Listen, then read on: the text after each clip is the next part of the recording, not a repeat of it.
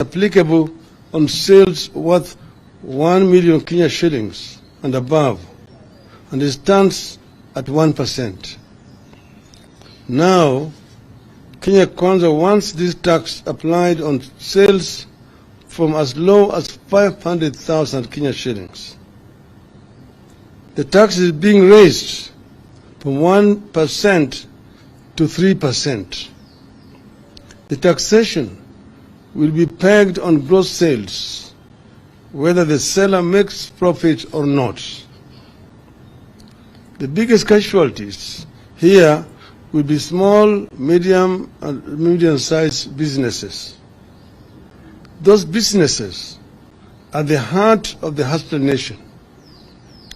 They are struggling. The same businesses are already being taxed by counties. Our stand is that this tax should remain at 1% and should be applicable on sales of 1 million shillings and above. 2. Income tax adjustment. About 4 things currently stand out in a payslip of a typical employee in Kenya, whether in the public or private sector. There has been no pay increase in the last 5 or more years. At least a quarter, sometimes up to half of the salary, is consumed by taxes. Much of the salary is consumed by all sorts of loans. Much of the salary goes into the funding dead institutions like NSSF and NHIF, which in the end do not serve the needs of the employee. Now, unilaterally, Kenya Kwanza wants to raise the taxes from the current 30% to 35% on those earning 500,000 shillings and above. Direct taxation as a means of raising money usually has unintended consequences. The shock will be felt down the chain. Typically, a single payslip supports entire villages and communities in Kenya.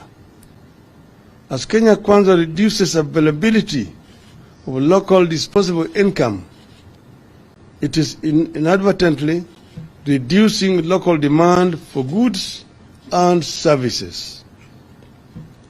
It leads to more unemployment and more desperation. We will be instructing our members of parliament to post this bill's proposals. 3. Housing fund.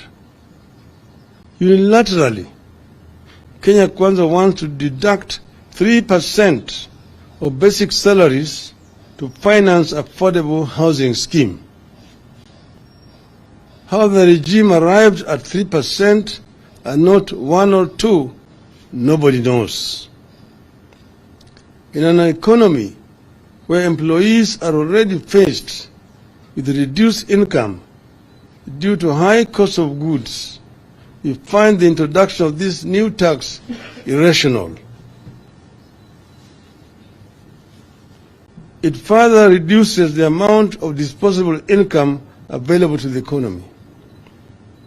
We find it curious that while not everyone is qualified for the proposed affordable housing regime, everyone is expected to pay. This is illegal borrowing. According to the bill, those who do not qualify for affordable houses will have their monies refunded or transferred to the beneficiaries after 7 years. There is no mention of interest accrued on the money. You are borrowing money without paying interest. It is not clear why an employee who does not need a house would have his or her money tied up in a housing scheme when he or she would wish to spend it on farming or just feeding the family. there's also no guarantee that the housing scheme will work where schemes like NSSF and NHIF have been crippled by corruption. We need a review. 4, attack on digital economy. After being attacked through turnover tax, the youth who have tried to find themselves jobs by using their creative talents in the digital space are being targeted through digital content monetization.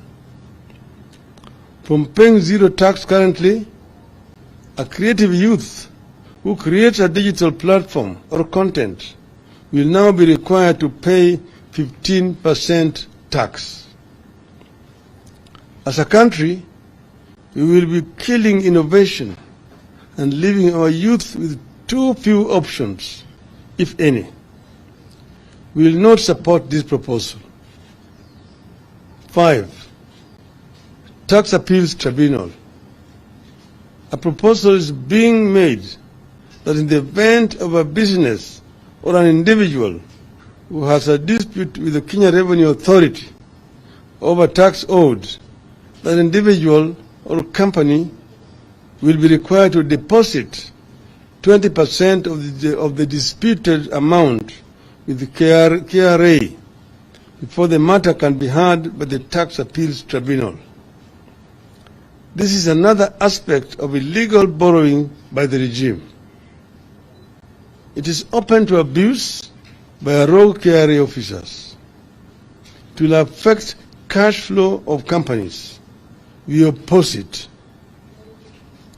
6, taxation of reimbursements, that is per diem. Out of the blues, Kenya Kwanza wants to tax money paid to officers on duty at 30%. How then do those officers meet their expenses? Since when did reimbursements get to be treated as income? We find this requirement extremely punitive. We oppose it.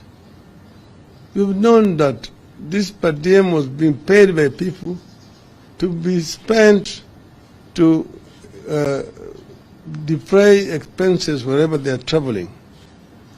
And those costs, the cost of living in those countries has already been worked out by the government.